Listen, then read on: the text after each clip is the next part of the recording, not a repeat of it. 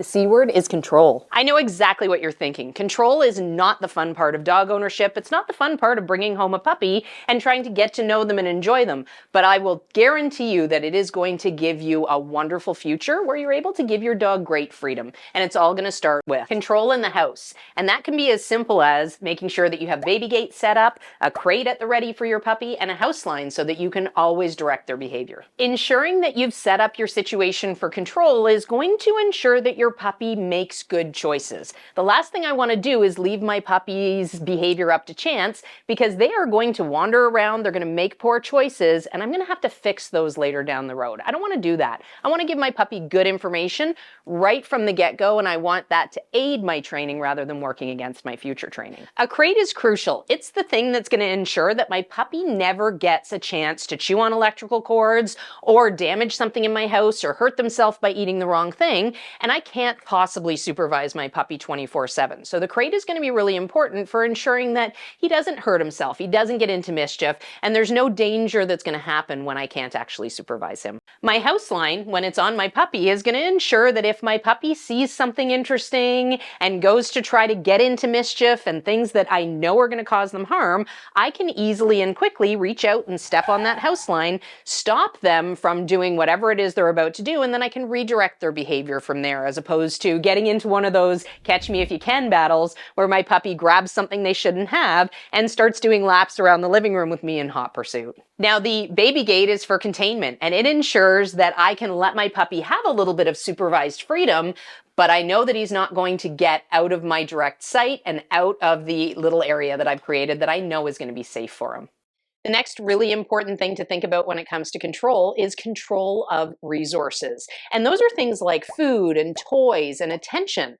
We want to make sure that those things come from us for our puppies. There's nothing more wonderful, of course, than watching a puppy play with a toy and enjoy themselves, but we want to be a part of that equation so that we end up conditioning the puppy to want to bring those toys to us, to want to interact with us with those toys.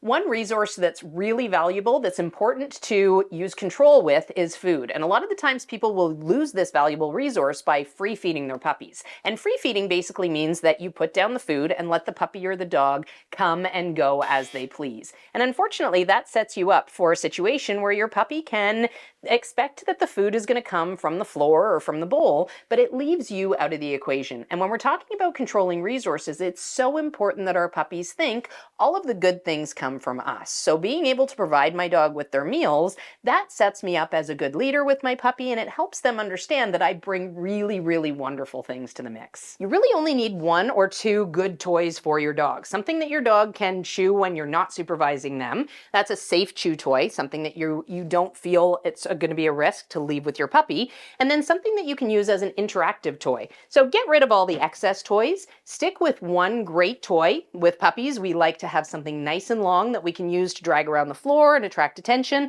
and that we can also use as a great opportunity to teach them how to tug and drop toys on command, so that we can continue to build their understanding of how to play appropriately with toys and how to have manners when it comes to items that they want as well. That control is brilliant when brought about through the right toys. To get your own puppy tug toys, check out McCannDogs.store. Another really important thing to have control of is your plan. And the training plan with any puppy is a crucial thing. You absolutely have to have a plan in place so that you can help direct your dog's behavior. I can't impress upon you enough how important it is to direct their behavior when they're out of the crate, give them good skills to work on and good exercises that are going to complement your training in the future.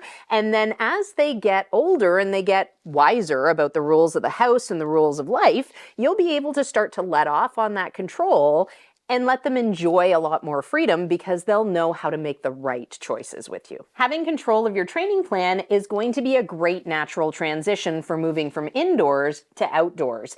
In here, we can control the environment a little bit, and we can make sure that our puppies are on task, not overly distracted, and we can build some foundation skills that we can then use out there in the real world. The last thing I want to do is go into an uncontrolled environment, have my situation be a little bit chaotic, and have my puppy just mind blown with all the excitement and all the distractions. I want to make sure that they have an idea of what their job is in a quieter environment first, and then I'm going to slowly add those distractions in and slowly add new environments and outdoor spaces while still keeping my same expectations nice and high with my puppy. Another really important thing to control is the environment that I'm working in. And when I'm working with a young dog, it's really important that when I step out to start some training, I'm scanning my environment. I'm checking out that there's no people coming towards me, there's no dogs coming towards me.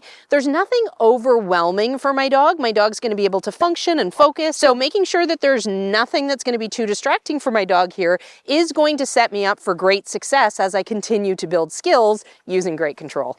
Another really important thing to control is making sure that my dog is always set up for success. And that means that until I know my dog is going to be reliable off leash, I'm never going to let him off leash in an uncontrolled environment. And as I build his recall and test things, I want to make sure that I have full control of the environment and there's no chance that he's either going to get away from me and learn to play that catch me if you can game, or that he's going to get away from me and potentially get hurt out there. So controlling the environment as I teach him skills is going to set me up for success. If you're looking for help with your control and you're not sure what all of this really means, this is exactly what we teach in our online training programs. Join us for Puppy Essentials if you have a puppy that's less than 4 months of age, or Life Skills if you have a dog that is older than 4 months of age. For more information, click the link in the description below. Another really important thing to control is my dog's interactions, both with other people and with other dogs.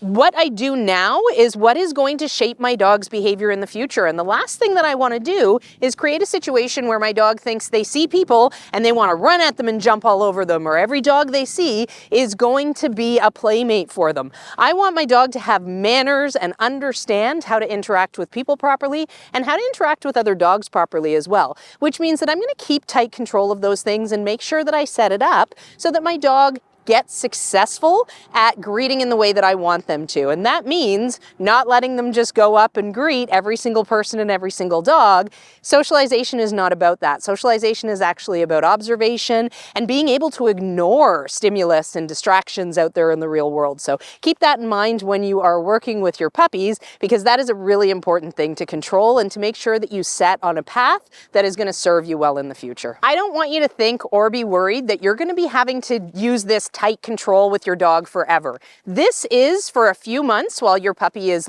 young and in training, and then you will start to be able to shift the control from tight control to more freedom, because your dog will know how to make good choices and you'll have set yourself up for such great success. With more control inevitably will mean less freedom for your puppies.